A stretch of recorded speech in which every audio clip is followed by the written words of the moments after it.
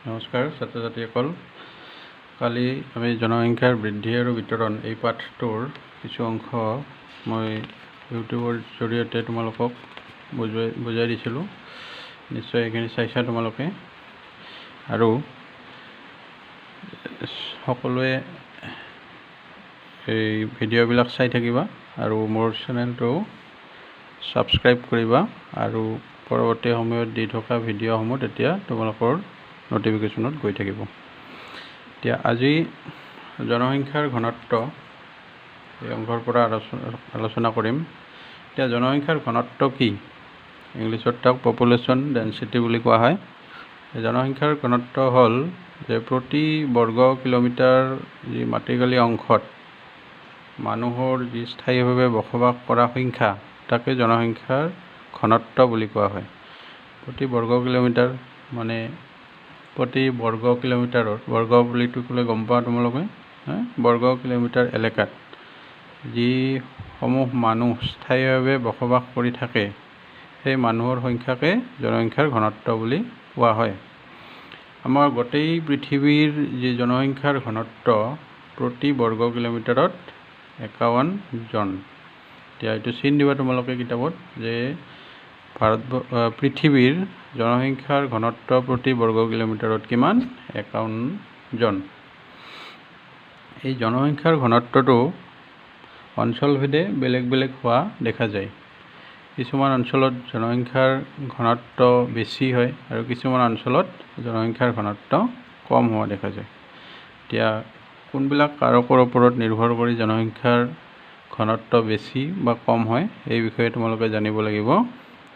জনসংখ্যাৰ ঘনত্ব বেছি সাধাৰণতে সেইবিলাক অঞ্চলত হয় যিবিলাক অঞ্চলত যাতায়াতৰ সুবিধা থাকে, পানী যথেষ্ট পৰিমাণে পানীৰ প্ৰাচুৰ্যতা থাকে, পানী পোৱা যায়, খেতি বাতিৰ কাৰণে মাটি উপযোগী, সমভূমি অঞ্চল য'ত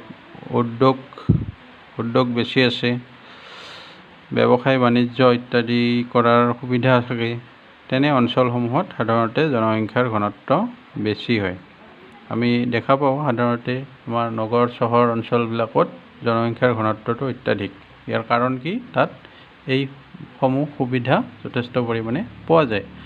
আৰু যিবিলাক গাঁও অঞ্চলৰ সমভূমি অঞ্চল আছে তাতো জনসংখ্যাৰ ঘনত্ব বেছি, কাৰণ এইবিলাক অঞ্চলত খেতি বাতি যথেষ্ট পৰিমাণে কৰিব পৰা যায়।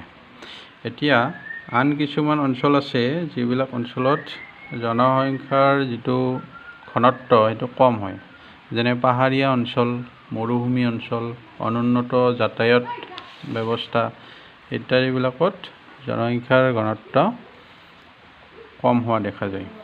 তেনে অঞ্চলত মানুহ সাধাৰণতে কম পৰিমাণে বসবাস কৰে। এতিয়া আমাৰ গোটেই পৃথিৱীখনৰ জনসংখ্যাৰ যি ঘনত্বসমূহক চাৰিটা ভাগত ভাগ কৰা হৈছে।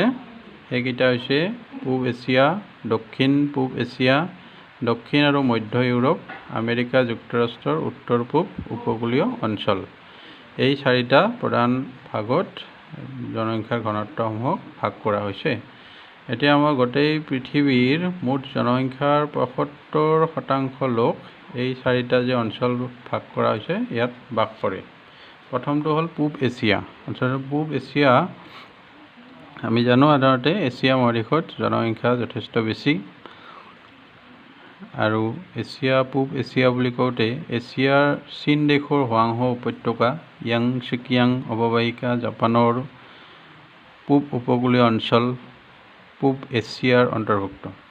এইখিনি অঞ্চলত কি হয়, জলবায়ু যিটো মৌচুমী জলবায়ু বুলি কোৱা হয় সেই মৌচুমী জলবায়ুৰ অন্তৰ্ভুক্ত, আৰু নদ নদীৰ পৰিমাণ বেছি, আৰু উপকূলীয় অঞ্চল, সমভূমি অঞ্চল যিবিলাক কৃষিৰ কাৰণে উপযোগী, আৰু ইয়াৰ যিটো জলবায়ু সেইটো নাতিশীতোষ্ণ মানে খুব গৰমো নহয় খুব ঠাণ্ডাও নহয়, আৰু তেনে পৰিৱেশত খেতি বাতি ভাল হয় আৰু বসবাস কৰাৰ কাৰণে উপযোগী হয়।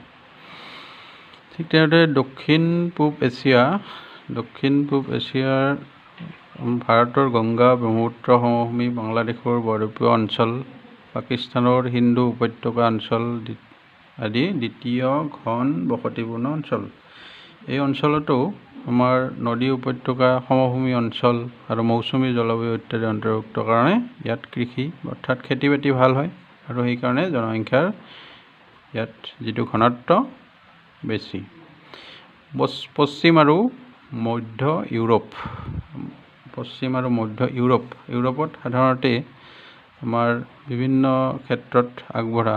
ইউৰোপ বুলি ক'লে ইয়াতে গ্ৰেট ব্ৰিটেইনৰ পৰা আৰম্ভ কৰি বেলজিয়াম, নেদাৰলেণ্ড, জাৰ্মানী, ফ্ৰান্স এইবিলাক উন্নত দেশ যিবিলাক আছে সেইবিলাকৰ ইয়াৰ অন্তৰ্ভুক্ত কৰা হৈছে। আৰু এই অঞ্চলসমূহত এই দেশসমূহত আমাৰ উদ্যোগ, ব্যৱসায় বাণিজ্য, শিক্ষা, বিজ্ঞান, প্ৰযুক্তি ইত্যাদিৰ ক্ষেত্ৰত যথেষ্ট আগবঢ়া। ইউৰোপীয় লোকসকল এইবিলাক ক্ষেত্ৰত যথেষ্ট আগবঢ়া, কিন্তু খেতি বাতিৰ ক্ষেত্ৰত আমাৰ এছিয়া মহাদেশতে মানে প্ৰচুৰ পৰিমাণে খেতি বাতি হয় বা খেতি বাতি কৰা হয়, কিন্তু উন্নত যিবিলাক ইউৰোপৰ ৰাষ্ট্ৰ আছে সেইবিলাকত তেনেধৰণে খেতি বাতিৰ ক্ষেত্ৰত আগবঢ়া নহয়। ঠিক তেনেদৰে আমেৰিকা যুক্তৰাষ্ট্ৰৰ উত্তৰ পূব উপকূলীয় অঞ্চল, এইটো 4 নম্বৰ ভাগ।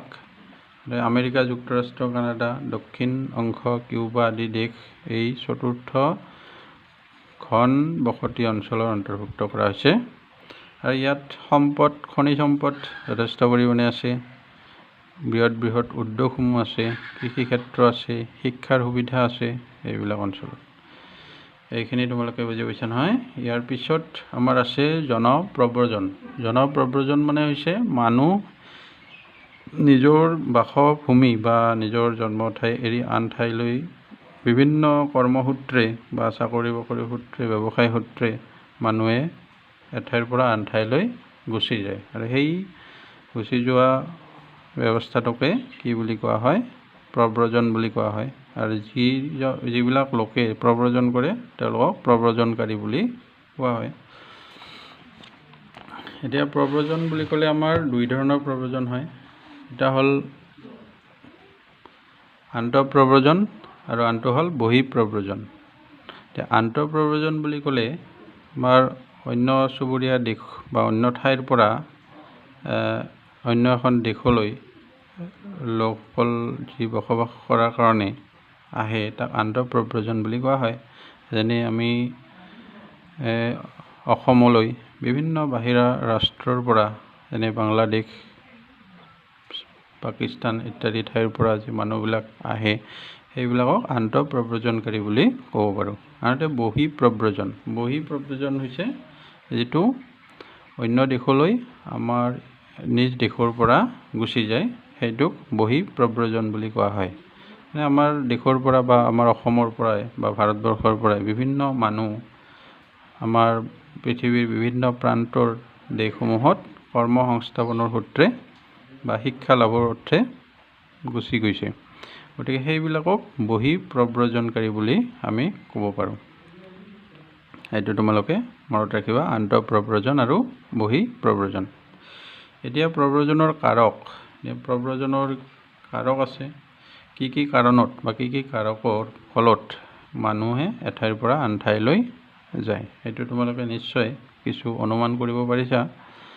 যে প্ৰব্ৰজন সাধাৰণতে সামাজিক কাৰক কিছুমান আছে। সামাজিক কাৰকৰ ভিতৰত বিবাহ প্ৰথা, মানে বিবাহ হৈ অন্য ঠাইলৈ গুচি যোৱা, সামাজিক বাধ্যবাধকতা, আন্দোলন, নিৰাপদ জীৱন যাপন ইত্যাদি বিভিন্ন কাৰণত মানুহে এঠাইৰ পৰা আন ঠাইলৈ যায়।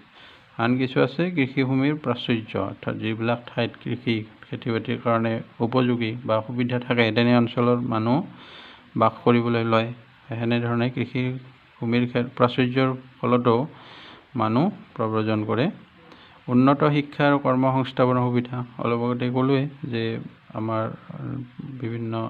আমাৰ গাঁও অঞ্চলৰ পৰা নগৰ চহৰলৈ মানুহ শিক্ষা বা কৰ্ম সংস্থাপনৰ সূত্ৰে যায়। ঠিক তেনেদৰে আমাৰ অসম বা ভাৰতবৰ্ষৰ পৰা বিদেশলৈ শিক্ষা, কৰ্ম সংস্থাপন ইত্যাদিৰ কাৰণে মানুহ প্ৰব্ৰজন কৰে। সম্পদৰ প্ৰাচুৰ্য, অৰ্থাৎ যিবিলাক অঞ্চলত বিভিন্ন ধৰণৰ সম্পদ আহৰণ কৰিব সুবিধা হয় তেনে অঞ্চলত আমাৰ মানুহৰ ঘনত্ব বেছি হয়, অৰ্থাৎ প্ৰব্ৰজন হৈ তেনে অঞ্চলবিলাকত মানুহৰ ঘনত্বটো বাঢ়ি যায়। ধৰ্মীয় কাৰক কিছুমান আছে। আমাৰ সাধাৰণতে হৈ থাকে কিছুমান ধৰ্মীয় কাৰণৰ ফলস্বৰূপেও আমি সততে টিভি বা নিউজত পাওঁ যে পাকিস্তান বা বাংলাদেশ তেনে ঠাইসমূহৰ পৰা বা দেশসমূহৰ পৰা বিভিন্ন ধৰ্মাৱলম্বী লোকসকল তাত ধৰ্মীয় উৎপীড়নৰ যি সমস্যাৰ সন্মুখীন হৈ তাৰ পৰা পলাই আহিব লগা হয় আৰু য'ত নিৰাপদ ঠাই তেনেকৈ পায় তাত গৈ আশ্ৰয় লয়। এইবিলাক ধৰ্মীয় কাৰক আছে, কিছুমান ৰাজনৈতিক কাৰক আছে। ৰাজনৈতিক কাৰকৰ ফলস্বৰূপে অৰ্থাৎ কেতিয়াবা আমাৰ দেশসমূহৰ যি সীমা বিবাদসমূহ চলি থাকে আৰু এই সীমা বিবাদৰ কেন্দ্ৰ কৰি কেতিয়াবা আমাৰ ভাৰতবৰ্ষৰ ক্ষেত্ৰতো যদি আমি কওঁ তেতিয়াহ'লে আমাৰ সীমা কেতিয়াবা চীনে বা পাকিস্তানে বা বাংলাদেশে কিছু আয়ত্ব কৰি লয়, দখল কৰি লয়, বা কেতিয়াবা ভাৰতে আৰু দখল কৰি আনে, এনেধৰণে চলি থাকে সীমান্ত অঞ্চলবিলাকত। তাৰ ফলস্বৰূপে তাৰ কাষৰীয়া মানুহবিলাকে সেই ঠাই এৰি বেলেগ ঠাইলৈ গুচি যায় বা তাত বিভিন্ন ধৰণৰ হিংসা বা গুলীয়াগুলি ইত্যাদি চলি থাকে। সেইকাৰণে তাৰ পৰা নিৰাপদ ঠাইত গুচি যায় মানুহবিলাক। সেইও এটা প্ৰব্ৰজন। প্ৰাকৃতিক কাৰকত বা ভূমিকম্প, বানপানী, গৰাখহনীয়া, মহামাৰী এইবিলাক কিছুমান প্ৰাকৃতিক কাৰক আছে, তাৰ ফলতো মানুহ এঠাইৰ পৰা আন ঠাইলৈ যায়। উদ্যোগ আৰু নগৰলৈ মানুহ সাধাৰণতে বিভিন্ন কামত বা বিভিন্ন সংস্থাপন হওক বা শিক্ষা হওক বা চাকৰি হওক ইত্যাদিৰ ক্ষেত্ৰত গুচি যায়। বল প্ৰয়োগ, চৰকাৰী আঁচনি, ৰাজনৈতিক নীতি, এটা বল প্ৰয়োগ, কিছুমান নীতিৰ বল প্ৰয়োগ কৰি উচ্ছেদ বা তেনেদৰে অভিযান কৰে, তাৰ ফলস্বৰূপেও মানুহ বেলেগ ঠাইলৈ গুচি যাব লগা হয়। গতিকে এনেকৈ এতিয়া হ'ল জনপ্ৰব্ৰজনৰ প্ৰভাৱ।